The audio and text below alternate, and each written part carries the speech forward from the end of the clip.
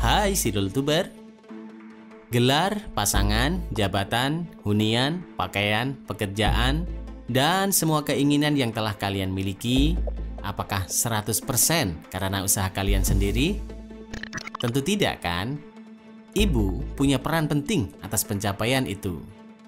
Doa-doa yang dimanjatkan ibu kepada Tuhan di malam hari, di waktu siang, dimanapun dan kapanpun, merupakan faktor penting atas keberhasilan kalian saat ini. Doa-doa itulah presentase terbesar dari banyak faktor untuk sebuah keberhasilan. Tak terkecuali keberhasilan para petinggi negara yang telah mengharumkan nama bangsa. Sejarah kemerdekaan Indonesia tak lepas dari peranan para presiden, yakni orang-orang pilihan yang duduk di kursi nomor 1 di Indonesia. Namun pastinya di balik itu semua ada sosok ibu yang selalu mendampingi para pemimpin Indonesia. Sehingga terlaksanalah amanah luar biasa untuk memimpin negara ini. Dan inilah potret-potret Ibunda Presiden Indonesia yang sangat hebat itu. Untuk info lebih jelasnya, mari tonton terus video ini sampai habis agar mendapatkan informasi yang lengkap. Dan jangan lupa tekan tombol like jika suka, tekan tombol subscribe jika belum, dan bagikan video ini ke teman-teman Anda. Setuju?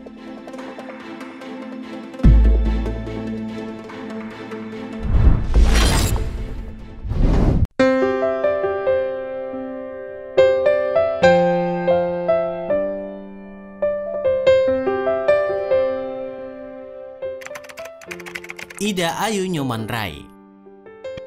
Ida Ayu Nyoman Rai dengan nama kecil Idayu adalah ibunda Bung Karno. Beliau adalah perempuan keturunan bangsawan Singaraja, Bali. Ida Ayu Nyoman Rai tercatat lahir sekitar tahun 1881 di kota Buleleng, Bali. Beliau adalah anak kedua dari pasangan suami istri Nyoman Pasek dan Ni Madeliran, lahir dalam keluarga Hindu Bali. Idayu memiliki nama panggilan Srimben yang berarti limpahan rezeki yang menjadi sumber kebahagiaan dari Batari Sri. Idayu keturunan bangsawan dari kasta Brahmana. Ada darah keturunan kerajaan Singaraja dalam diri Ida Ayu Nyoman Rai.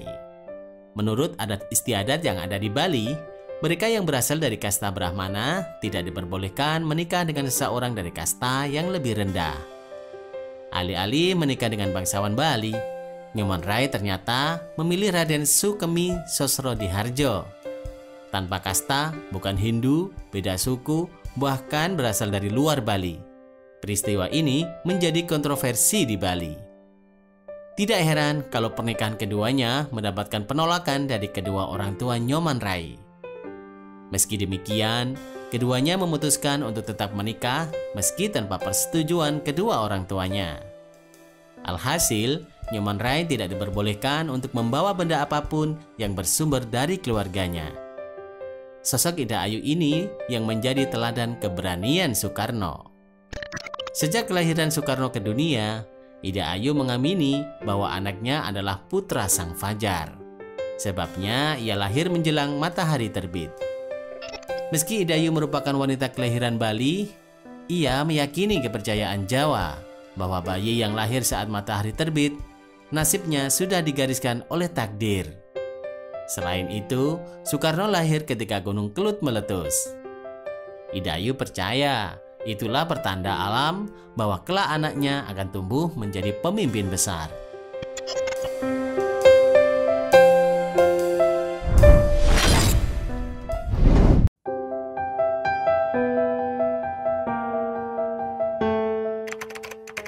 Raden Roro Sukira. Presiden Indonesia kedua adalah Soeharto yang memimpin Indonesia selama 32 tahun dan lahir dari rahim seorang perempuan bernama Sukira. Raden Roro Sukira adalah putri kedua dari pasangan Sukiman dan Suminem yang lahir sekitar tahun 1903 di sebuah dusun yang terletak di daerah Argomulyo, Godean, Yogyakarta yang bernama Kemusuk. Sukira tumbuh dengan nilai agama dan norma Jawa. Sukira menjadi kembang desa yang tak pernah memandang orang berdasarkan strata sosialnya. Sikap egaliter Sukira terbukti saat menikah dengan Kertorejo, seorang duda dua anak saat berusia 16 tahun. Namun sejak itulah hidupnya berubah. Romansa pernikahan yang didambakan kebanyakan orang tidak dirasakan oleh Sukira. Sukira bahkan sempat menghilang selama 3 hari karena tidak kuat menahan tekanan psikis yang menimpanya. Suaminya yang bekerja sebagai ulu-ulu atau seorang yang bertugas membagikan jatah air ke sawah-sawah memiliki kebiasaan bermain judi. Sebenarnya, judi merupakan kebiasaan yang terbilang lumrah pada saat itu. Tapi lambat laun, Kertorejo menjual paksa perhiasan yang dimiliki istrinya untuk main perempuan dan berjudi. Padahal, Sukira sedang hamil tua kala itu. Hal inilah yang menyebabkan rumah tangga Sukira hancur. Namun di balik beratnya hidup yang dijalani, rupanya Tuhan mengaruniakan Sukira seorang anak laki-laki yang menjadi presiden terlama dalam sejarah Indonesia, termasuk dijuluki dengan Bapak Pembangunan.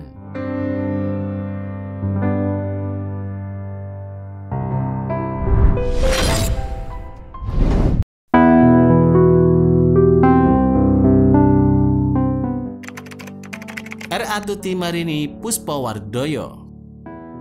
R.A. Tuti Marini Puspawardoyo adalah ibu dari Presiden ketiga Republik Indonesia, Fakhrudin Yusuf Habibie.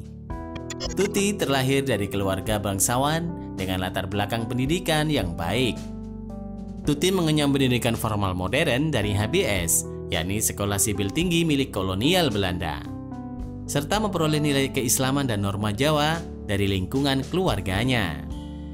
Hal itulah yang menyebabkan dia memiliki banyak teman, dari noni-noni Belanda hingga masyarakat kelas bawah. Saat mengenyam pendidikan di HBS, Tuti jatuh hati dengan Alwi Abdul Jalil Habibie, seorang pemuda asal Gorontalo yang saat itu belajar di Sekolah Pertanian Bogor. Keluarga Tuti sempat menentang hubungan asmara mereka karena tidak mengetahui asal kota Alwi. Lambat laun, seiring terlihat itikat baik Alwi, keluarga Tuti akhirnya merestui hubungan mereka berdua. Tuti dikaruniai 9 orang anak, namun 1 di antaranya meninggal dunia ketika masih berusia 1 tahun. Pada 3 September 1950, petang itu suaminya tiba-tiba mendapat serangan jantung yang menyebabkan Alwi harus lebih dulu dipanggil Tuhan Yang Maha Kuasa. Sebelum meninggal, Alwi berpesan kepada istrinya agar anak-anaknya tetap melanjutkan pendidikan, terutama Habibie. Untuk menghormati wasiat suaminya, Tuti ingin menyekolahkan Rudi di Jerman dengan uangnya sendiri. Tuti mendirikan perusahaan ekspor-impor serikandi NV. Beliau bahkan tidak keberatan untuk menyetir kendaraannya sendiri dari Bandung ke Jakarta. Jika usahanya sedang terhambat, beliau pasti akan menggadaikan perhiasannya supaya uang kiriman kepada Rudi Habibie tidak terlambat.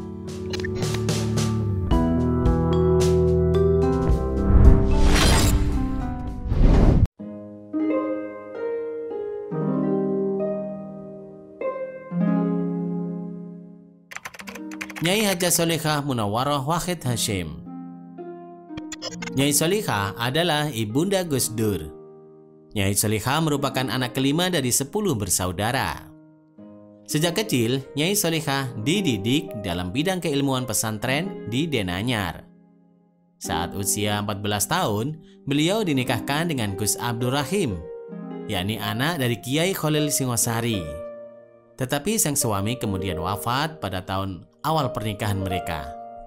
Kemudian Nyai Solihah menikah dengan Kiai Wahid, yakni putra dari Kiai Haji Hashim Asy'ari pendiri NU. Mereka menikah pada tahun 1936. Setelah menikah, pada awalnya Nyai Solihah dan Kiai Wahid tinggal di Denanyar. Tetapi kemudian pindah ke Tebuireng sampai sekitar tahun 1942. Nyai Solihah dengan cepat beradaptasi dengan kecenderungan Kiai Wahid yang kutu buku dan gemar membaca. Sehingga beliau dengan cepat dapat membaca dan menulis Latin, juga membaca majalah-majalah koleksi Kiai Wahid. Maligai rumah tangga Kiai Wahid dengan Nyai Solihah ini hanya berlangsung 15 tahun. Tepatnya tahun 1953, Kiai Abdul Wahid Hasyim meninggal dunia dalam sebuah kecelakaan mobil di Jawa Barat. Setelah Kiai Wahid wafat, Nyai Solihah mengambil alih semua perannya untuk menghidupi, membimbing, dan mendidik keluarganya. karena beliau tidak mau tinggal di Jombang dan tetap memilih tinggal di Jakarta. Beliau harus menghadapi liku-liku hidup dan membesarkan anak-anaknya di dalam belantara Jakarta yang keras. Pada awalnya Kiai Bisri Sansuri memang menghendaki agar Nyai Solehah kembali ke Jombang dan anak-anaknya akan dibagi di antara paman-pamannya untuk diasuh. Namun Nyai Solehah tidak bersedia. Ketangguhan, kesabaran, keuletan kiprahnya di masyarakat, integritasnya, dan dipadu dengan munajat-munajat beliau kepada Allah telah menjadikan Nyai Hajah Solehah ini sebagai sosok yang sangat dihormati.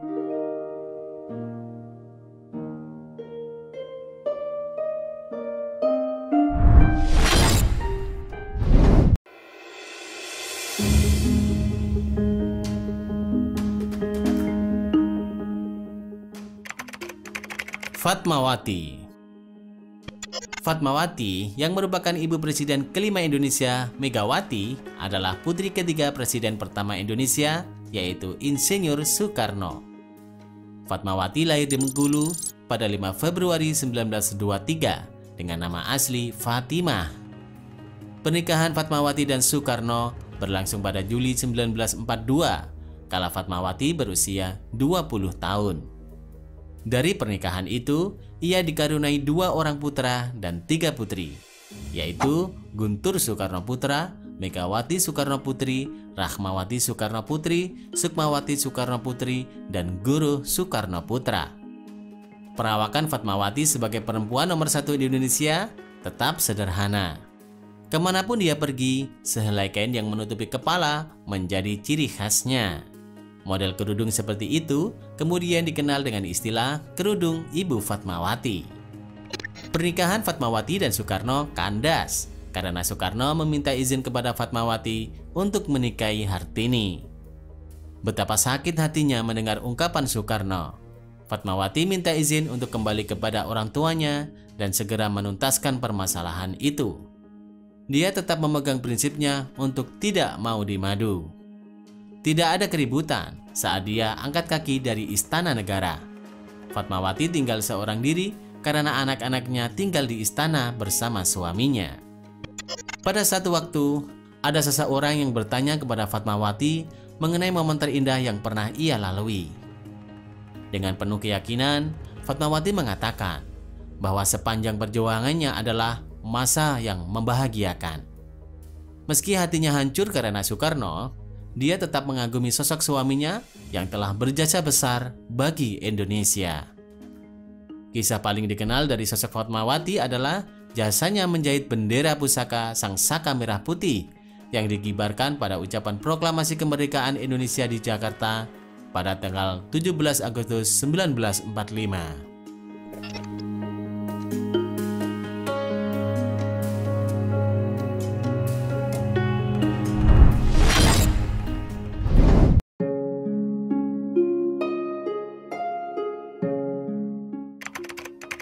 Siti Habibah. Siti Habibah lahir pada tahun 1932. Beliau adalah ibunda mantan Presiden Indonesia Susilo Bambang Yudhoyono.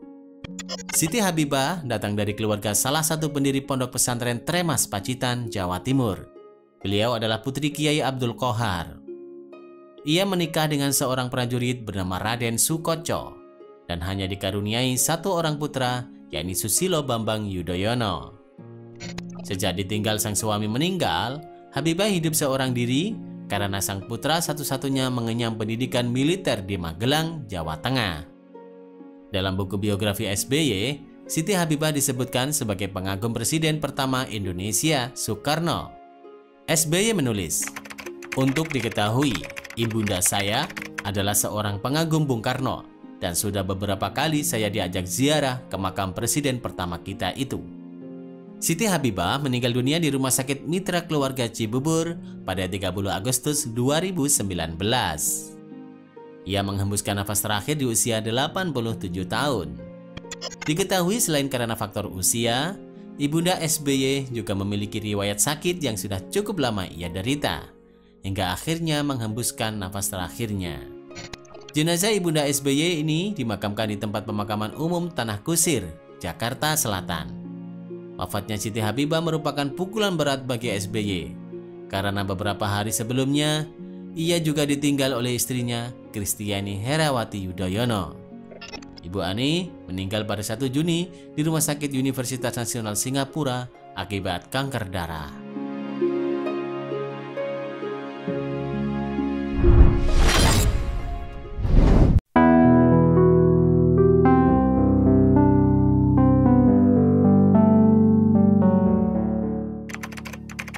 Sujiatmi Notomiharjo.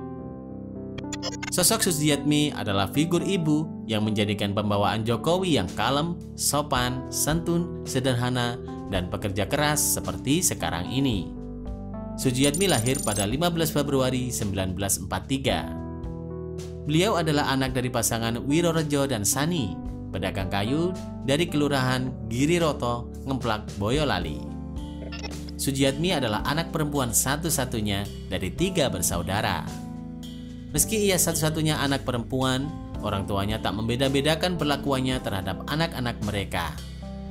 Saat kakak lelakinya bersekolah di SD Kismoyo, sekitar 5 km dari rumah, Sujiatmi juga disekolahkan. Pelajaran berhitung adalah yang paling beliau sukai. Beliau selalu merindukan kehadiran gurunya. Sujiatmi berusaha menjadi yang pertama mengacungkan jarinya untuk mengerjakan soal-soal hitungan di depan kelas. Sang suami, Wijiatno, adalah kawan sepermainan Mulyono, kakak Sujiatmi, yang 3 tahun lebih tua darinya. Sujiatmi dan Wijiatno menikah di usia muda, pada 23 Agustus 1959.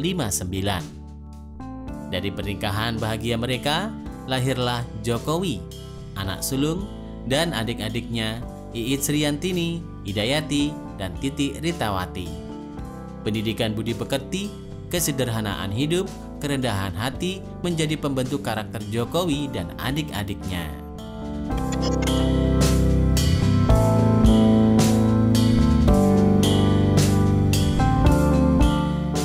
Nah, itulah sederet wanita-wanita hebat yang melahirkan orang-orang besar di Indonesia. Terima kasih sudah menonton. Jangan lupa share dan sampai jumpa di video berikutnya.